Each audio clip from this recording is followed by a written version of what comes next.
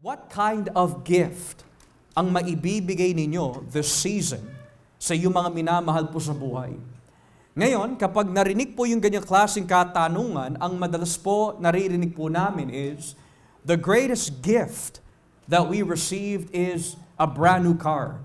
A greatest gift that we receive is having time with family. Ang pinakadakilang kaloob na ibinigay ko sa aking mga minamahal is yung mga naipon po namin na pera bilang tulong sa kanila.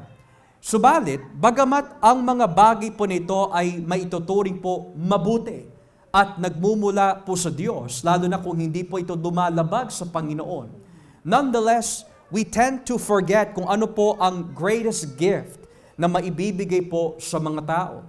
Bukod pa ho dito, pagdating po sa loob ng mga simbahan tuwing Christmas season, ang madalas po na ipinapangaral is the greatest gift is Christ. And they preach from the Gospel of Luke. And this is in fact true. Talagang ang greatest gift of all na ibinigay po ng Diyos Ama is the Lord Jesus Christ.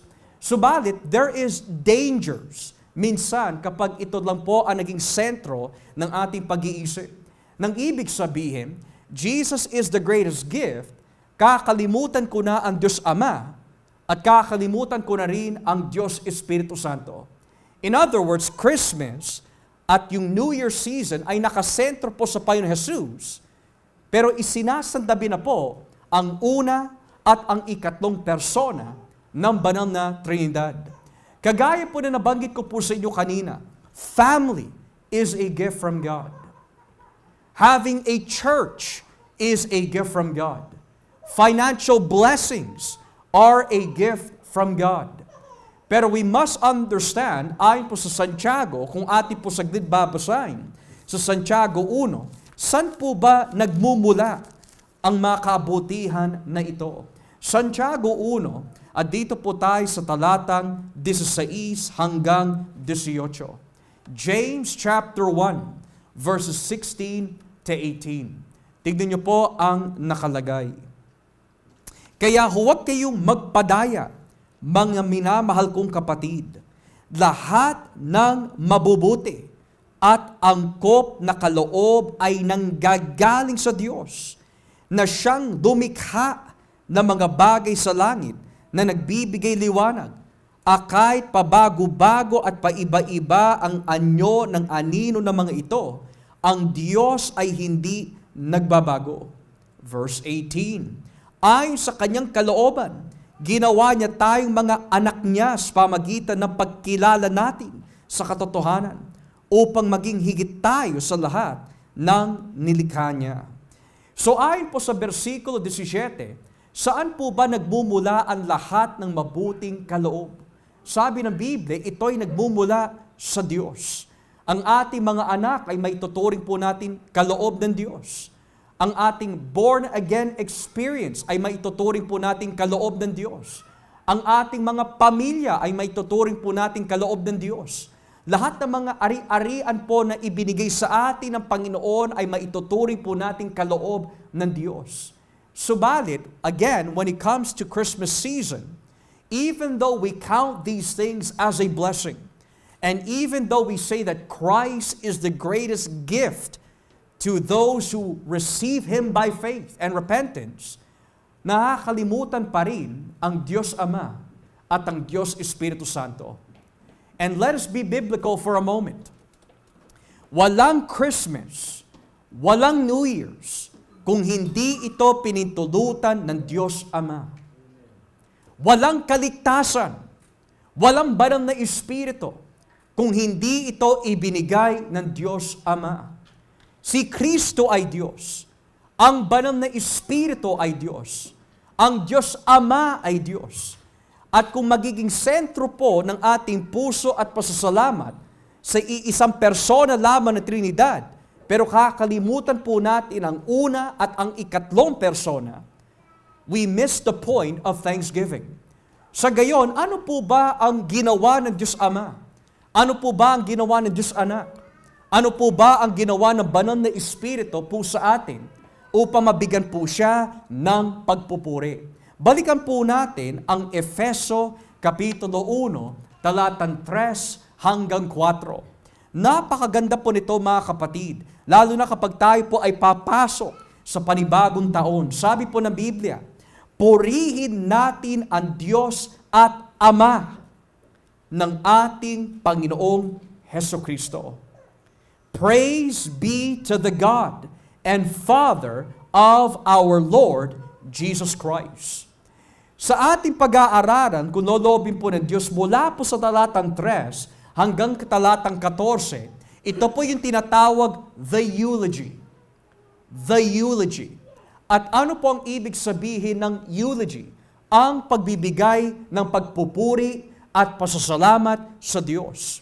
Sa lahat ng mga naisulat po ni Pablo sa kanyang mga liham, ang Efeso 1:3 hanggang 14 ay maituturing yung pinakamahabang pagpupuri at pasasalamat po ni Pablo sa konteksto po ng introduction. Nagbibigay po siya ng pagpupuri sa Diyos Ama. Ngayon, para po sa mga Hudyo, yung estilo ng pagkakasulat po ni Pablo, dito po sa talatang 3 hanggang 14, para sa mga Hudyo ay tinatawag na berakah. Berakah. At ang ibig sabihin po ng salitang berakah sa mga Hudyo is that kami ay magbibigay ng pagpupuri sa Diyos dahil po sa kanyang persona at ang kanyang mga katangian. Kagaya po ng binasa po natin kanina sa Salmo 136, give praise and thanks to the Lord. Bakit po? For He is good. Not that He has good, but that He is good. Tayo, kung lolobin ng Diyos, meron po tayong kabutihan na maipapakita sa ating kapwa sa tulong po ng Diyos. Pero hindi natin masasabi na ang ating buong pagkatao ay mabuti. Sapagkat malino na itinuturo po ng Biblia, wala ni isa ho sa atin ay mabuti. Pero the fact na binabanggit po ng Biblia, ang Diyos ay mabuti, ito po ay parte ng mga ilang katangian na meron po ang ating Diyos Ama. Kaya sabi po ng Biblia, purihin natin ang Diyos at Ama ng ating Panginoong Hesukristo. Bakit hindi na lang po sinabi ni Pablo, hindi na lang po niya sinimulan, purihin po natin ang ating Diyos na nakatawang tao, ang Panginoong Hesukristo. O bakit hindi na lang po niya sinimulan yung kanyang eulogy, purihin natin ang ikatlong persona, ang Diyos Espiritu Santo. Bakit Diyos Ama? Well, para sa iba, ituturo po nila dahil ang Diyos Ama ang pinakamataas na persona kesa sa ikalawa at ikatlong persona ng Trinidad. Para naman po sa iba, dahil ang Diyos Ama ang pinakamataas na Diyos. Si Kristo ay isang mababang Diyos. At ang banal na Espiritu ay isang mababang Diyos. So may mga pamantayan. May rank and hierarchy. But the reason why sinabi ni Pablo, purihin natin ang Diyos at Ama ng ating Panginoon Hesukristo is because nais po maipresenta po ni Pablo, who is the one that gave the decree na buwaba ang anak? Who is the one that gave the decree na sumaatin po ang banal na Espiritu? This is not to say na walang say, walang desisyon ang Diyos Anak at ang Diyos Espiritu Santo sapagkat hindi sila pwede gumawa ng anumang bagay independently. Sila po ay nakakaisa sa lahat ng bagay. But the reason why sinabi ni Pablo po ito is to give us an understanding that when we give thanksgiving, we must never forget yung ginawa ng Diyos Ama para sa atin.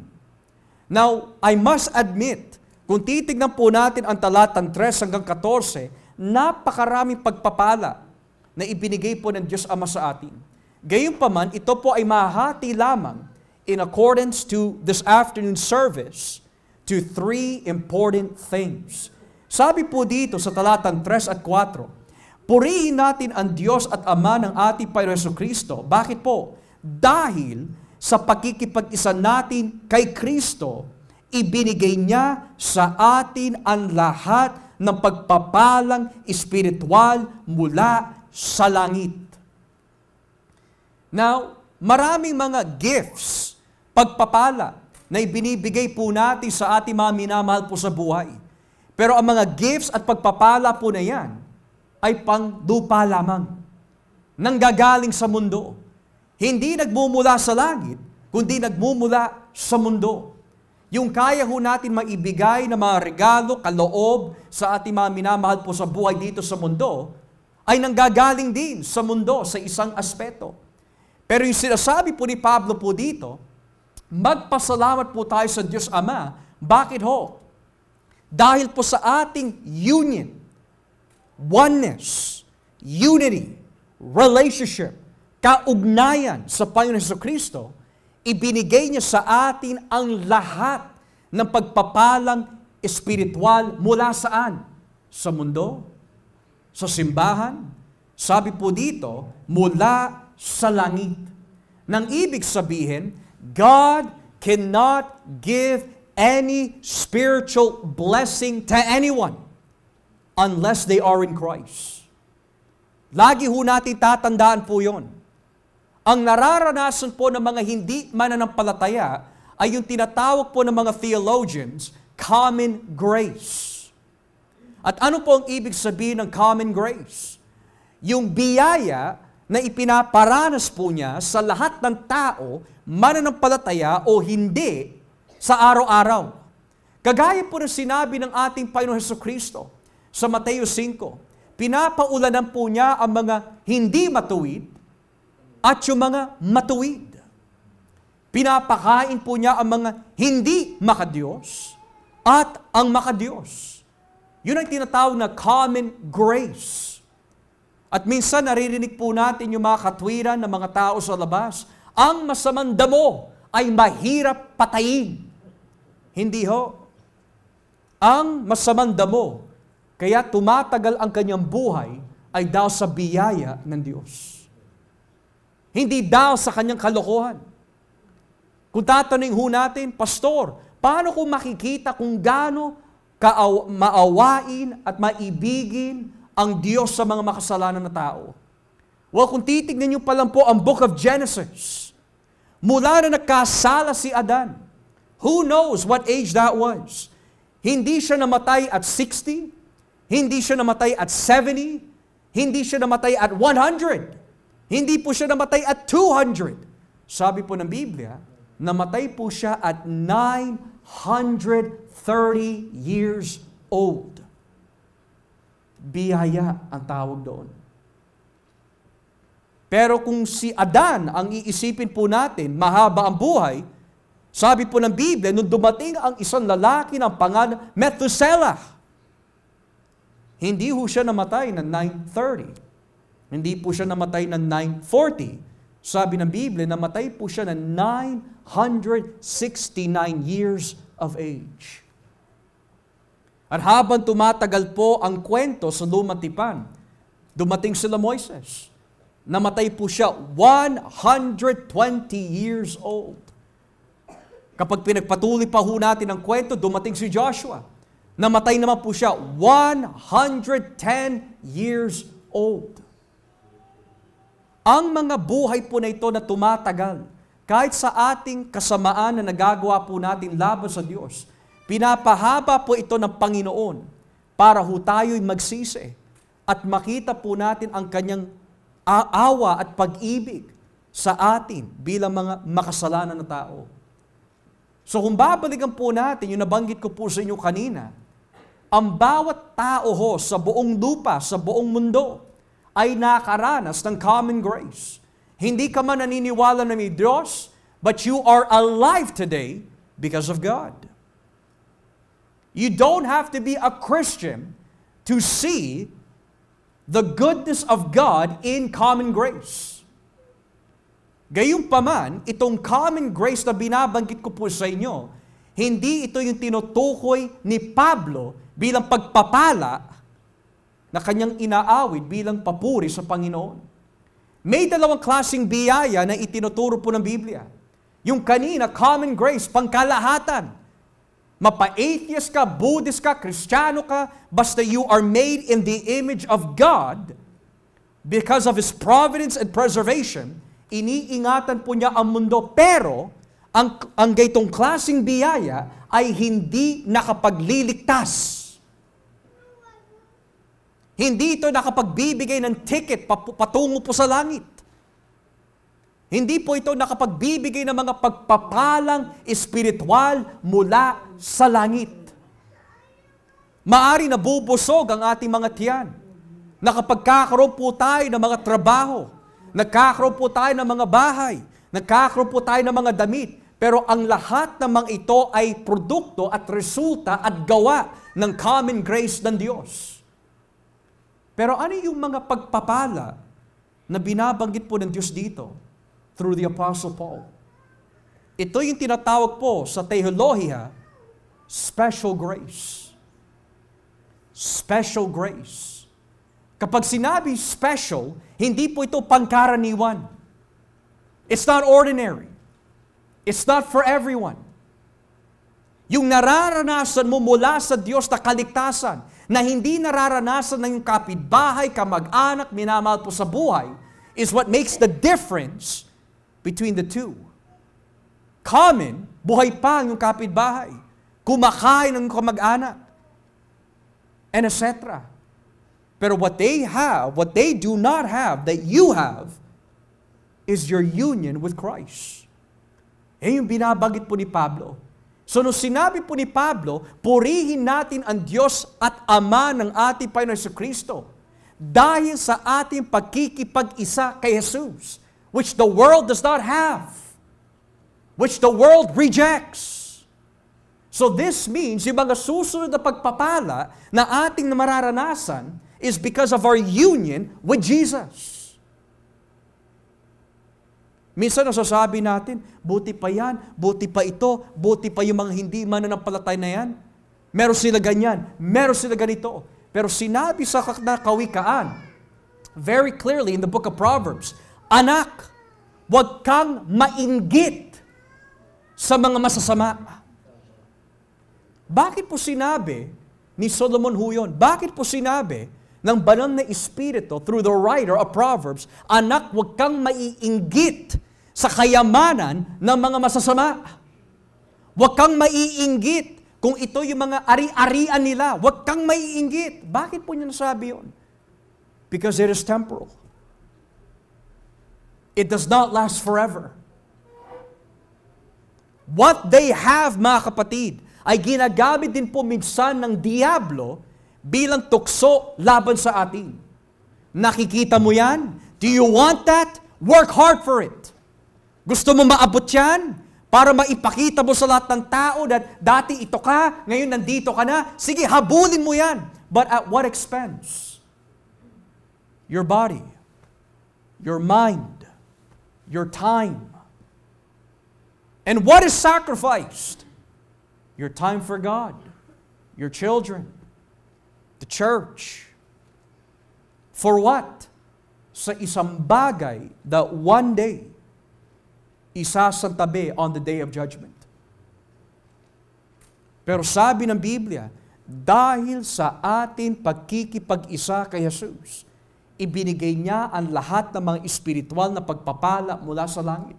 Nang ibig sabihin, mula sa talatang 4 hanggang talatang 14, ang makikita po natin ay yung mga pagpapala o we can say, ang mga regalo ng Diyos for the church na hindi nagmula sa mundo, kundi nagmula sa Kanya. So ngayon, ano po yung mga pagpapala po na yan? Number 1, sabi po dito, bago pa man niya likhain ang mundo, pinili na niya tayo para maging banal at walang kapintasan sa paningin niya. Now, what is the greatest gift? A brand new home. What is the greatest gift? A brand new car. What is the greatest gift? Binigyan ako ng pera for Christmas, for New Year's. Pero nakakalimutan po natin yung ibinigay ng Diyos Ama. And what is that? Election. Election. Kapag sinabi po yung salitang election, if I can use this poor example, pagdating po sa pagboboto ng mga politicians, Pagboboto sa loob ng church for deacons. Ano po ang ginagawa ho natin? We put down names, we put them in a box, at kung sino po yung babasahin po from that box, yun ang mga pinili ng church. Pero yung pagpili ho natin, may basihan. Walang kapintasan. Mature sa pananampalataya, etc., etc. Kapag politics, iboboto ko itong taong ito, I will elect this person kasi maganda ang kanyang agenda. Maganda ang kanyang gagawin for the nation. So may basihan. Pero sabi ng Biblia, bago pa man likhain ang mundo, bago pa ho tayo gumawa ng anumang bagay, namili na ang Diyos Ama. Walang basihan sa atin. So yung katuruan that may nakita ang Diyos sa atin in the future, kaya tayo po ay inilapit niya, pinili niya tayo, is unbiblical. Kasi sabi ng Biblia, bago pa man likhain ang mundo.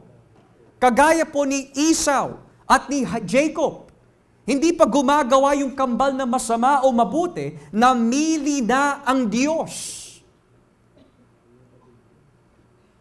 Do you see the powerful gift of God here? Sa lahat ng tao sa buong mundo, sabi nga na isang mga ngaral, for the 7 billion or 8 billion people on the face of the earth, ikaw ay pinili ng Diyos. What does that mean? It means, habang buhay, makakasama mo ang Diyos. Ang lahat ng iyong mga kasalanan ay pinatawad na dahil pinili ka niya for forgiveness. Pinili ka niya for justification. Pinili ka niya to live holy, which the world does not have. Yan ay isang pagpapala at regalo na hindi mapapantayan. Biro mo sa lahat ng tao sa mundo, mga kapatid, tayo'y pinili ng Diyos. Hindi nag-ini-mini-mini mo ang Panginoon. Hindi ganun ang kanyang pagpili, sabi ng Biblia, dahil sa kanyang pag-ibig. Pinili ka niya. Hindi pa na ibibigay ng ating mga magulang ang ating mga pangalan. Hindi pa tayo nabubuo. Hindi pa ho tayo ginagawa. Ang sabi ng Biblia, from eternity past, pinili ka niya na. He chose you. That is a great gift. The gift of election. Pero kapag naririnig ng mga tao yung ganitong klaseng katuruan, sinasabi nila, napaka-unfair ng Diyos. Ito ay pipiliin niya, pero itong tao ito ay hindi. Napaka-unfair. And we must give validation. Emotionally, it feels unfair. Emotionally. Bakit po emotionally it feels unfair? Is because ang puso ay madaya. What we feel, hindi po pwede maging basihan. Pero ang tanong ho dito, is it really unfair? Kung may pipiliin ng Diyos at ang iba ay hindi niya pipiliin, is it really unfair? And the answer is, ano po ba ang kabayaran ng kasalanan? Kamatayan. Saan po ba napupunta ang mga nakakasala sa Diyos na hindi pa napapatawad? Impyerno. So ngayon, may right po ba ang Diyos na itapon po tayo lahat sa impyerno dahil po sa ating pagkakasala? The answer is yes. May right po ba ang Diyos na walang papasukin sa kanyang kaharian? The answer is yes. So ang tanong, why does He save some and not others? It's not because He's unfair. It's because He is merciful. If we want fair, wala ni isa ho sa atin maliligtas. If we want fair, hindi na mamamatay si Kristo sa krus. If we want fair, hindi bubuksan ng banal na Espiritu ang ating mga puso. Bakit ho? Nagkasala ka eh. God is not obligated. Walang utang na loob ang Diyos sa atin. Tayo ang may utang sa Diyos. Pero yung utang na yun, hindi pa natin kayang bayaran. Kaya namili ang Diyos. when He chose you from eternity. These are the ones that I will give my gift to. The gift of salvation, the gift of forgiveness, the gift of a brand new life. Election. Napakaganda po ng regalo ng Diyos. The gift of election. Pero hindi lang po natatapos dyan kasi sinabi po ni Pablo, mga pagpapalang espiritual. Hindi niya sinabi, ang pagpapalang espiritual. He said, mga. That's in the plural, marami.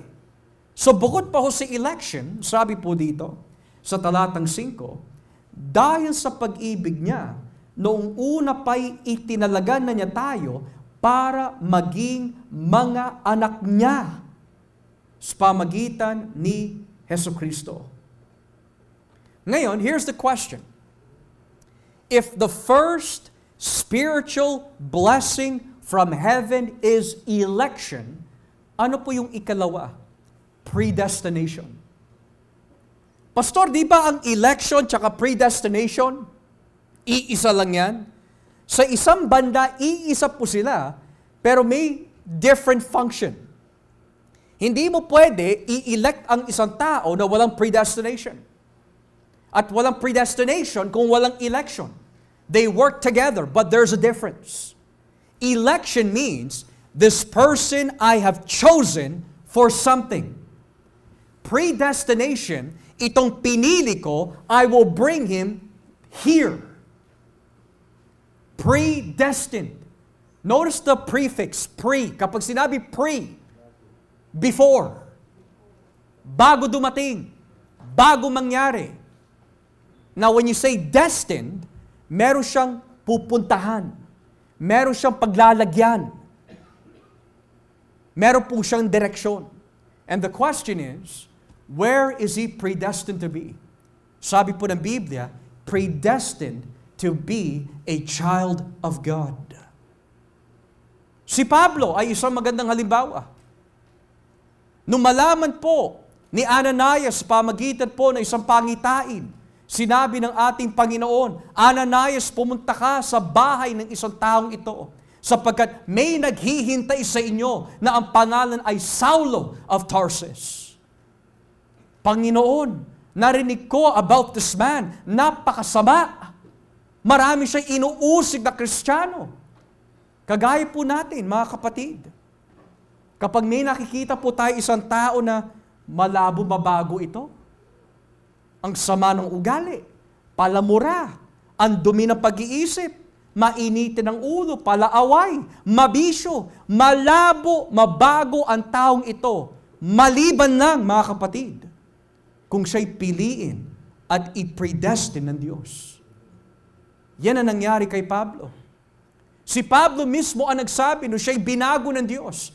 Sa Galatia 1:15, na sa sinapupunan pa lang ako ng aking ina, itinalaga na ako ng Diyos na ipangaral ang kanyang salita sa mga hintil.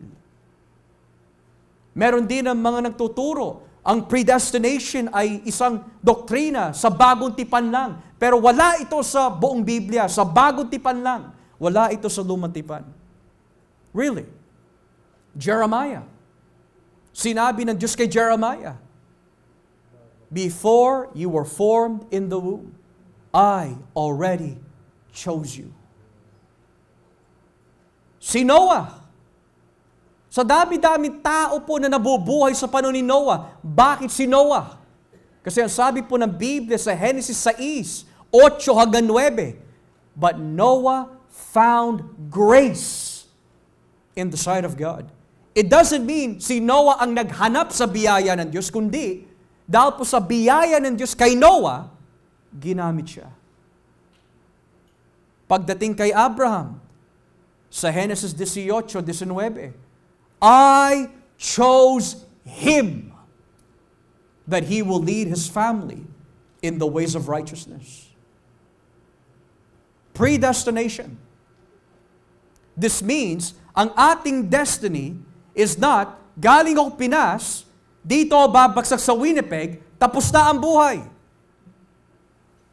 Hindi yun ang predestination. We could say, bahagi ho yun. Have you ever thought about it, mga kapatid? Marami ho sa inyo galing Cavite, Batangas, Pampanga, Ilocos Norte, pero nakita-kita ho tayo dito sa Winnipeg. Bakit ho? Well, we could say, kasi pinlano namin punta ng Winnipeg. Really? Who gave you that opportunity? Who put that in your heart? At hindi lang ho yun. You came from different places at nakita-kita ho tayo in one church. Bahagi po yun to predestination. Pero hindi natatapos ang pagpunta po natin dito sa church sa predestination. Sabi ng Biblia, we are predestined to go beyond this. Predestined to be like who? To be like Christ. Predestined to be the sons of God. And most importantly, kaya nasasabi po ng Biblia, kahit anong pagsubok o trahedya na dumating sa ating buhay, hindi ho tayo mahihiwalay sa pag-ibig ng Diyos. Bakit po? Dahil itinalaga na po tayo to be with Christ. Pugutan man tayo ng ulo dahil po sa pag-uusig. Hindi po yun magiging hadlang sa plano ng Diyos to be with Christ. Dahil itinakda na. Sunugin ka man ng buhay, kainin ka ng mga leon, ihagis ka sa bangin, mamatay ho tayo sa anumang klaseng uri of torture. You are already predestined to be with Christ. Predestination, mga kapatid, is a beautiful gift. Alam niyo po bakit? Kahit anong gawin ng diablo, wala ho siya magagawa. Ihagis at ibatok po niya lahat ng pagsubok, kasinungalingan, pandaraya, tukso. Nakatakda na ang ating destinasyon. Kaya sinabi po ni Haring David, mercy and goodness will follow me all the days of my life. Bakit po niya nasabi yun? Because it's already predestined. At yun ang pinapanalangin po natin, that yung mga anak po natin, mga minamahal po natin sa buhay, never give up on them. Hindi man dumating ang oras po nila sa oras na gusto ho natin, pero kung sila'y itinalaga ng Diyos, may itinagdang panahon ho yan. Sapagkat walang pusong bato na pwede tumanggi sa kamay ng Diyos kapag ito ay hinipo ng ating Panginoon Jesus. Because they're predestined. Kaya kapag ikaw ay itinalaga ng Diyos, imposible na mawala ang iyong kaligtasan. Kung mawala man ang kaligtasan, which is unbiblical,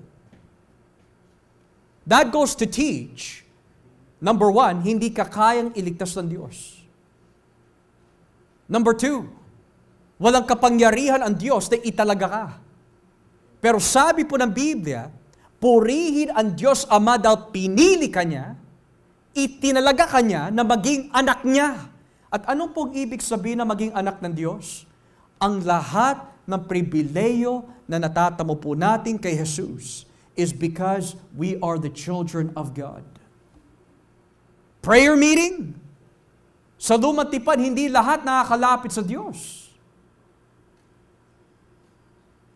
Yung pagpupuri ho natin, pribileyo ho ito bilang mga anak ng Diyos. Yung Biblia, sa pagpreserba ng Diyos ng Biblia out of countless centuries, para po sa kanyang simbahan ay pribileyo ng Diyos sa kanyang mga anak. To be the child of God means, kailanmay hindi kanya pababayaan. Uulitin ko ho yun, mga kapatid. Kung ikaw ay anak ng Diyos, kailanmay hindi kanya pababayaan. Hindi kanya hahayaan magutom, mauhaw. Dahil anak ka ng Diyos. At hindi lang ho siya Diyos, anak ka ng hari ng mga hari. Panginoon ng mga Panginoon. Pero kapag nakalimutan natin na tayo po ay mga anak ng Diyos, diyan dumarating po ang pag-aalala, ang pagdududa. Di ba sa mga ama, napakasakit sa mga ama o sa mga magulang na pinagdududahan sila ng kanilang mga anak dahil hindi nila kaya ibigay yung kanilang kagustuhan. Ang sakit po nun sa mga magulang. So, kagaya po ng ating relasyon sa Diyos Ama, bilang mga anak po niya, kapag pinagdududahan natin ang kapangyarihan ng Diyos na ibigay yung mga bagay na angkop sa kanyang kalooban, nagbibigay po tayo ng kapigatian sa Kanya. Bakit ako pinagdududahan ng aking anak? Hindi ba niya alam kung sino ang kanyang ama? Hindi ba niya alam na bago pa man itinalaga ng Diyos sa mga bagay na ito, I am that I am? Hindi ba alam ng aking anak that I am the creator of the heavens and the earth, and yet, sa isang bagay na kaya kong ibigay, pinagdududahan niya pa ako? Hindi, mga kapatid, ang maging ugali dapat ng mga anak ng Diyos. Kaya ng aking Diyos ibigay ito. Kaya ng aking Diyos ibigay ang anuman na nasa kanyang kalooban. Sapagkat sinabi po sa Hebreo 11:6, for without faith, it is impossible to please God. For he that comes to God must believe that He is. Hindi sinabi that He has, but it says that He is. What does that mean? Is and has. Has is possession. Is what represents His own persona. So sino po ba ang Diyos? Kasi sabi ng Biblia, must believe that He is. Kung ang Diyos Ama ay hindi niya kayang ibigay ang anumang kabutihan sa atin, hindi siya Diyos.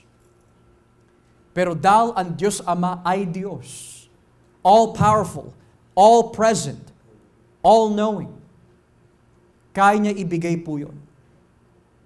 Kaya sabi ng Biblia, pinili niya tayo para maging banal at walang kapintasan. At nung una pa'y itinalaga na niya tayo para maging mga anak niya. Pero ang tanong, ano po ang basihan? Bakit kanya itinalaga? Bakit kanya pinili? Bakit kanya binigyan ng regalo ng eleksyon at predestination? Ano ang basihan? Anong kondisyon?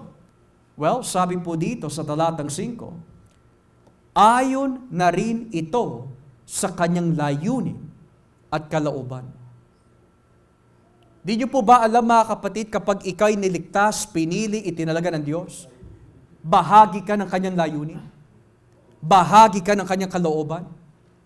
Lahat ng dumarating sa buhay mo ay parte ng kalooban at layunin ng Diyos. Ang lahat ng kabutihan, ang mga paghihirap, ang mga pagsubok, ang lahat ng mga trahedya na ating nakikita, napapakinggan, nararanasan, lahat po ito hindi mangyayari kung hindi pinintulutan ng Diyos dahil ito'y bahagi ng kanyang kalooban. Naniniwala po ba tayo na ang Diyos po ay mabuti? Kahit nasasabi natin mabuti ang Diyos, dumarating pa ho sa ating mga bibig. Kung mabuti ang Diyos, bakit ganito? Bakit ganyan? Bakit ganito? Bakit ganyan? Is because we don't understand what it means when God says He is good. Good does not mean wala nang suffering. Good does not mean hindi ka na mapapagod. Good does not mean there will be no trials. Good means sa kabila ng mga nangyayari ngayon sa buhay mo, nandyan ang Diyos. Hindi ka niya pababayaan. So God has given us the gift of predestination. Number 3, pagbaba po natin sa talatang 7, let's look at the third spiritual gift. Sa pamagitan ng dugo ni Kristo, tinubos tayo. Nang ibig sabihin ay pinatawad ang mga kasalanan natin. Napakalaki ng biyayang ipinakaloob sa atin ng Diyos. So notice the 3 things na nabanggit po dito. What is God's gift to the church? Number 1, election. Number 2, predestination. Number 3, redemption. At ano po ang ibig sabihin po ng redemption? Yung salitang to redeem or redemption, may kahulugan po ito ng binili, tinubos. Now, this is to be understood in light of the biblical narrative. Nang ibig sabihin, upang ang ating mga kasalanan ay mabayaran, at least to a certain extent, kailangan may mamamatay. Kailangan may maghahandog ng alay. O sa konteksto po ng mga alipin, upang ang ating mga utang sa ating mga amo ay mabayaran, upang tayo po ay mapalaya, kailangan may isa pang amo na bibili sa ating. Ngayon, anong ibig sabihin na tinubos ni Kristo ang ating mga kasalanan? It means, nung ang Diyos Ama ay pumili na ayon sa kanyang kalooban at layunin ng mga tao, kagaya ho natin, na hindi karapat-dapat na patawarin o iligtas. Kung sino po yung mga pinili ng Diyos Ama, yun din ang mga tao kung saan mamamatay si Kristo on the cross for. Kagaya po ng pangalan ni Jesus sa aklat ng Mateo, His name shall be Jesus. Why?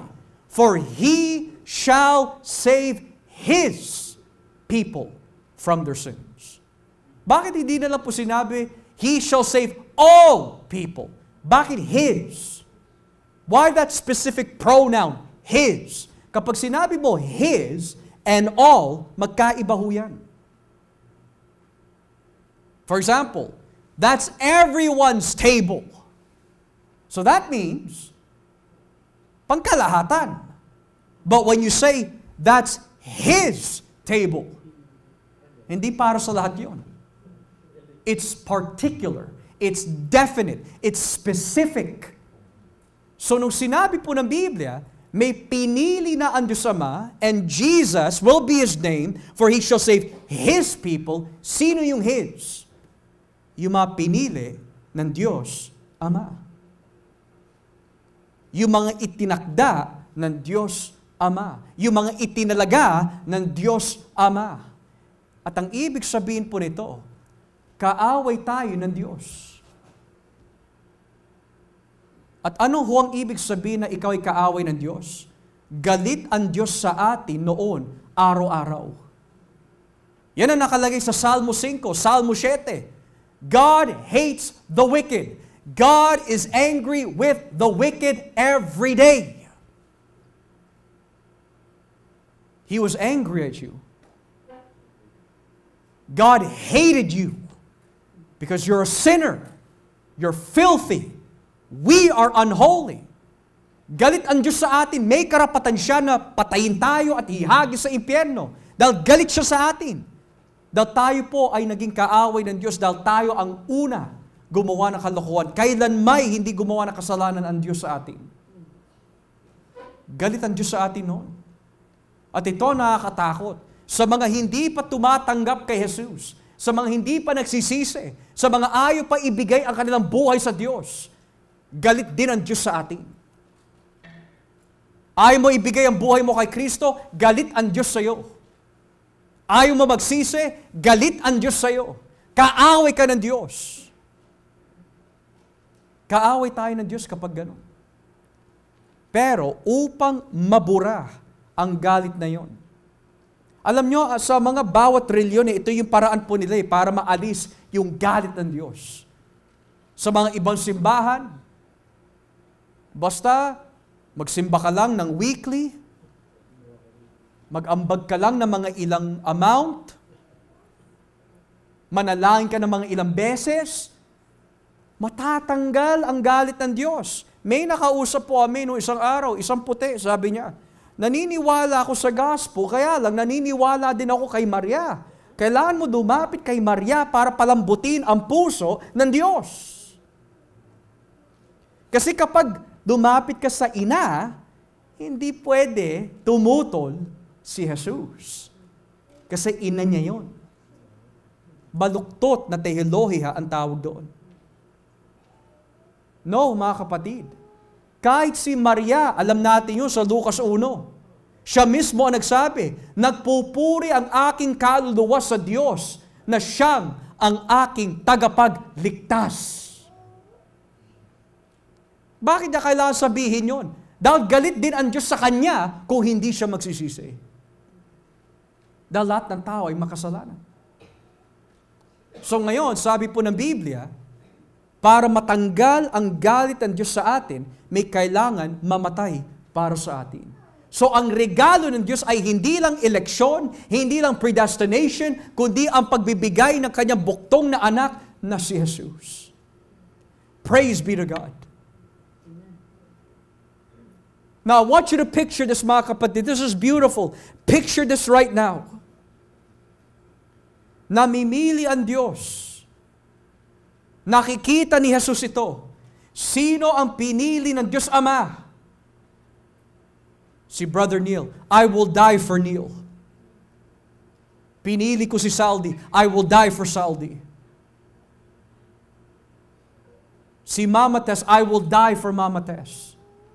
Biro niyo po yun, mga kapatid. Yung mga pinili ng Diyos. Those are the same ones that Jesus will die for. Nang ibig sabihin, siya po ay nasa krus ng Kalbaryo for 6 hours for the glory of God. He did that for you na mga pinili. Nung siya'y dinuraan ng mga sundalo, nilait ng mga Hudyo, pinagtawanan ng mga Pariseo, iniwan ang kanyang mga alagad. Naranasan po niya ang lahat ng mga bagay na yun for the glory of God so that you could be saved. He was scourged under Roman law. Ang anyo ng kanyang mukha ay hindi na maihalin tulad sa isang tao ayon sa Isaiah 52. There was no beauty found in him, sabi ng Biblia.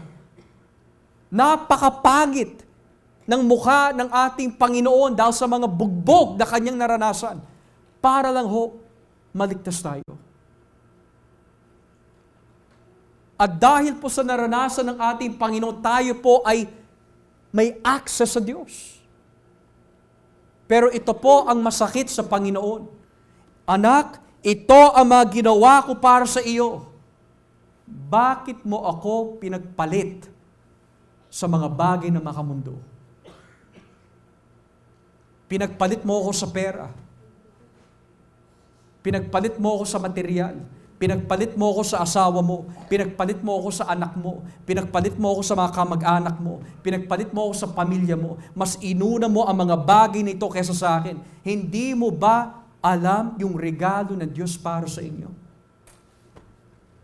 Kumbaga parang nagbubukas ka ng regalo. Wow, ang ganda! Okay, I'll put it on the side.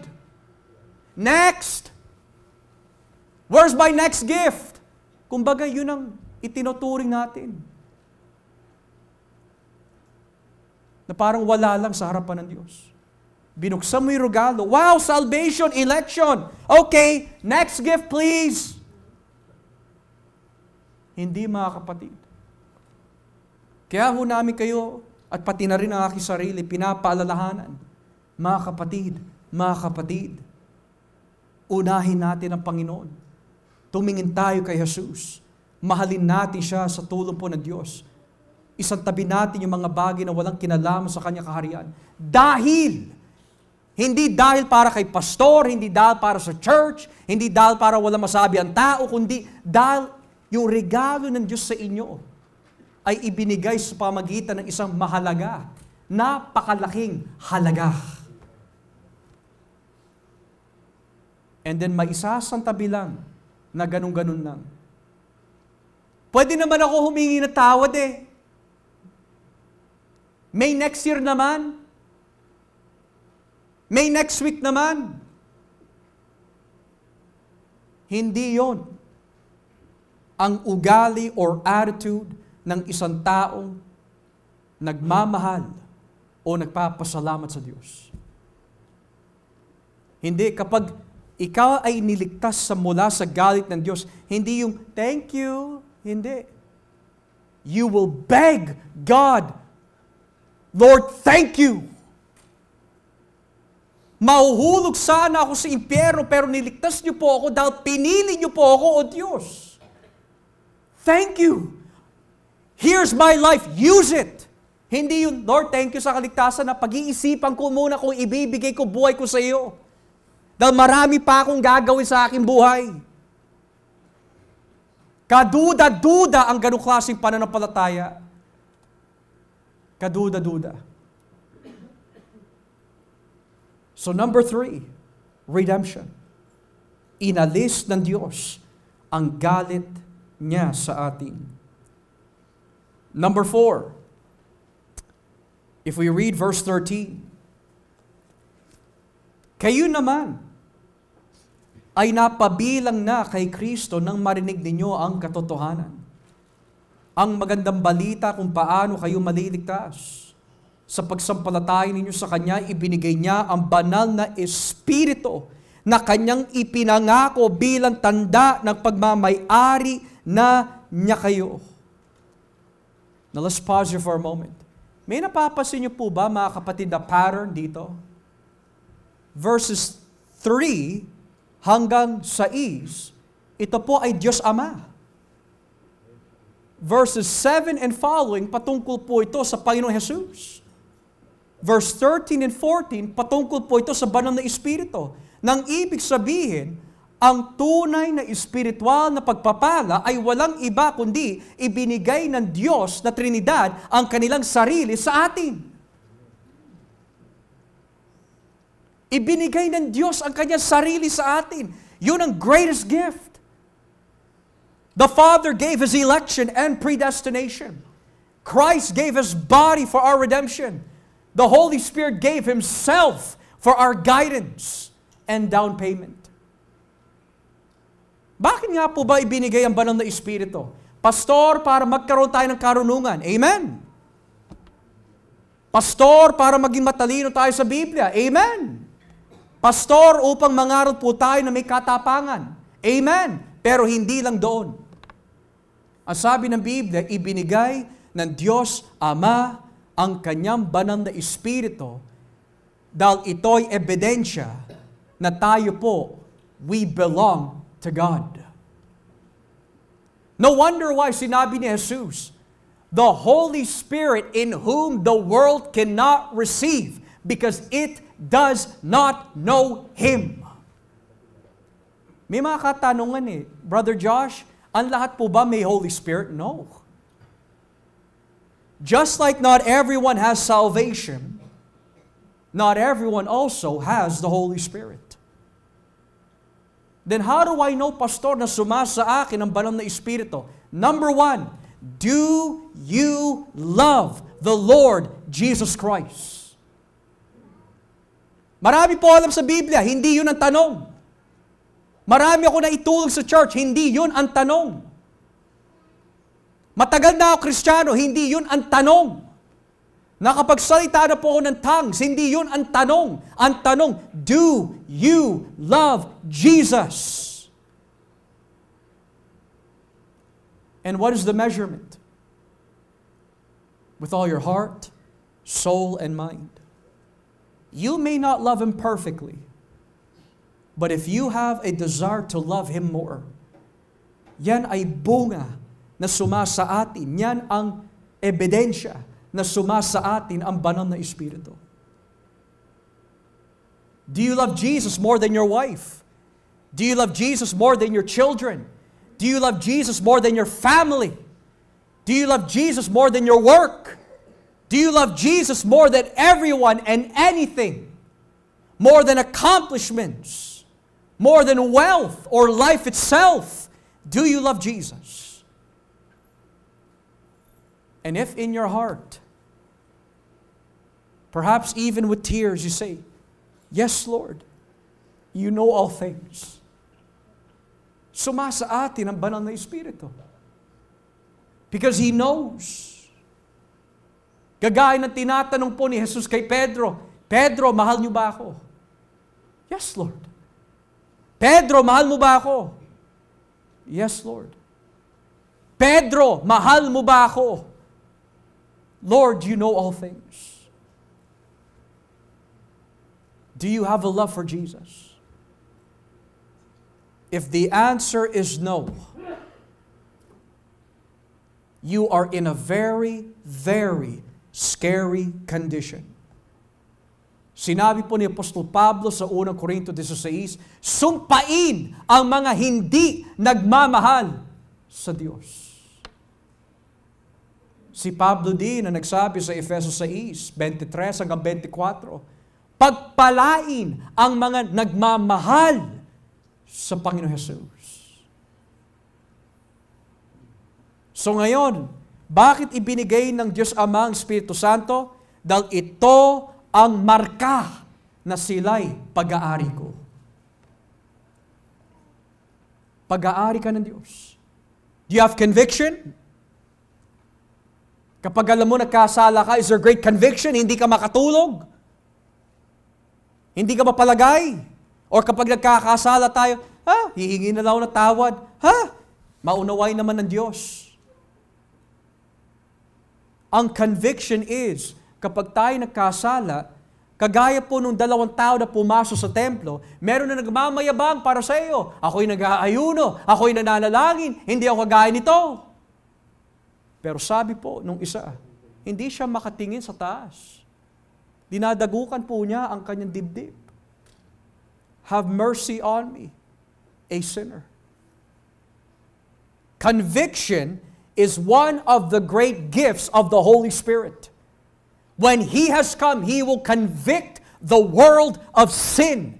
Pero sino yung mga tao in the world He's referring to? Tayo. At kapag sumasa atin ang conviction ng banal na Espiritu, there's a difference, mga kapatid, when you feel guilty and when you're really convicted because you know you sinned against God. May mga tao, kapag sila'y nagkasala, they feel guilty, pero hanggang dun lang. Judas Iscariot, he felt guilty, pero nagsisi siya sa kanyang sarili. Guilty.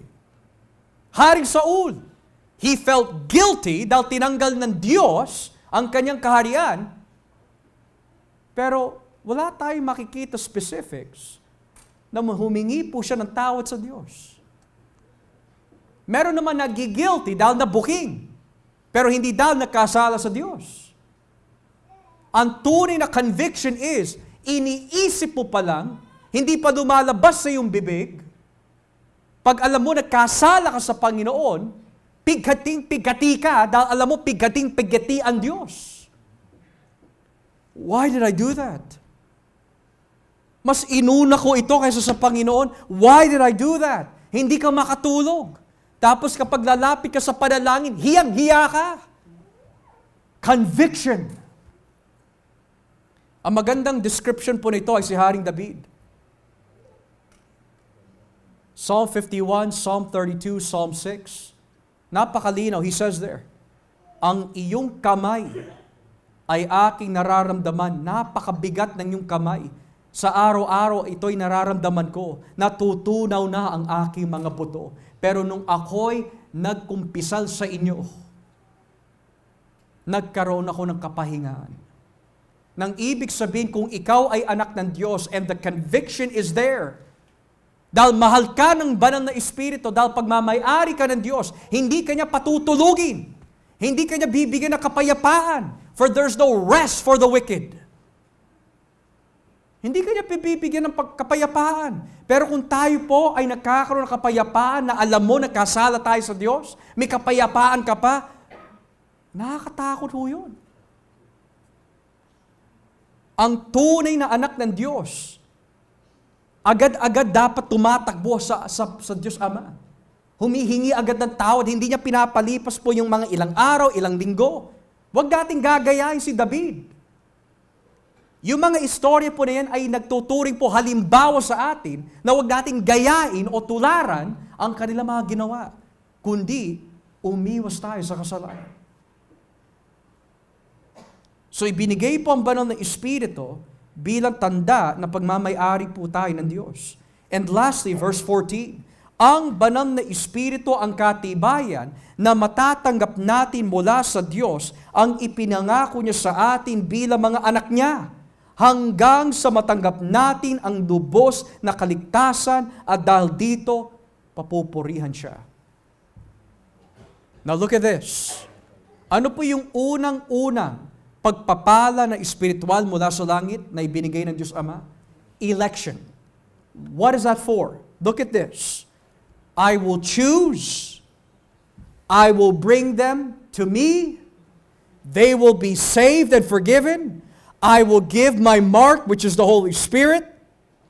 At yung banal na Espiritu ang naging down payment at palatandaan para sa atin that lahat ng ipinangako po dito hanggang Revelation 22 ay mapapasa atin. Pastor, how do I know na totoo ang mga pangako ng Diyos? Do you have the Holy Spirit? Yes. Then wait for the promise. Totoo po ba na babalik si Jesus? Yes. How do we know that? Dahil sumasa inyo ang banal na Espiritu. Totoo po ba na pinatawad na ako ng Diyos if I really have remorse over my sins? Yes. How do I know that? Dahil ibinigay sa inyo ang banal na Espiritu.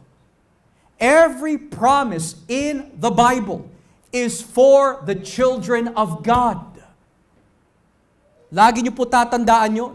Kaya kung kayo'y mag-i-evangelize, huwag niyo sasabihin, you know what? God promises to bless you. God promises to take care of your needs. God promises to take care of your depression. No! That is not the promise of God. Ang promise po na ibinibigay ng Diyos sa mga hindi mananampalataya ay isa lang. Only one promise and one promise only for the unbeliever. Kung ikaw ay magsisisi at ibibigay mo buhay mo kay Kristo, patatawarin ka niya. That's the only promise we find in the New Testament for unbelievers. Repent and you will be saved. Pero lahat ng nakikita po natin from Genesis to Revelation about God will keep you, God will bless you, God will preserve for you, God will fight for you, God will never leave you nor forsake you. That's not for the unbeliever, mga kapatid. That's for you. That's for you. So ngayon, sa pagpasok po natin sa panibagong taon, what is the greatest gift that you can give your household, your children, your loved ones? Hindi masama magbigay ng material gifts. Pero kung hindi mo ibibigay the greatest gift, who is Jesus Christ,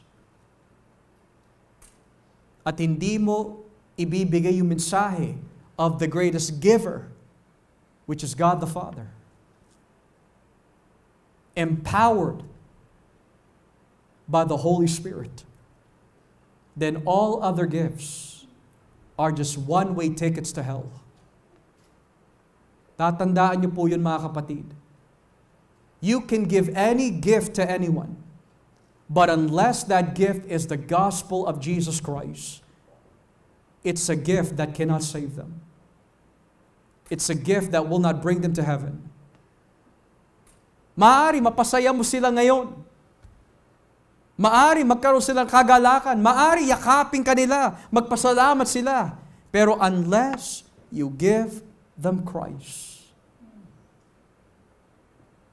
then we cannot give them anything else that can save. Pero para sa atin, kaya tayo ho nagpupuri sa Diyos. Dahil ang mga pagpapalang espiritual na ito ay ibinigay ng Diyos Ama dahil mahal niya tayo. Anak, mahal kita. Ama, paano niyo po masasabi mahal niyo po ako? I chose you. I predestined you. I redeemed you with the blood of my Son. I marked you as a child of God by giving you my Holy Spirit. And all the promises in the Bible will come to pass for you because I have given the down payment. Sino yon? The Holy Spirit. The Holy Spirit is the down payment that lahat ng ipinangako ng Diyos dito ay matutupad. Ngayon, kung hindi ibinigay ng Diyos, Ama, ang kanyang banal na Espiritu, that means yung kanya mga ipinangako ho dito para sa atin ay hindi matutupad. Pero dahil bumaba na ang banal na Espiritu to be our guide, to be our comforter, to be our helper, to be our teacher, all the promises of God in Christ are yes and amen. Do you see, mga kapatid, who gives the greatest gift?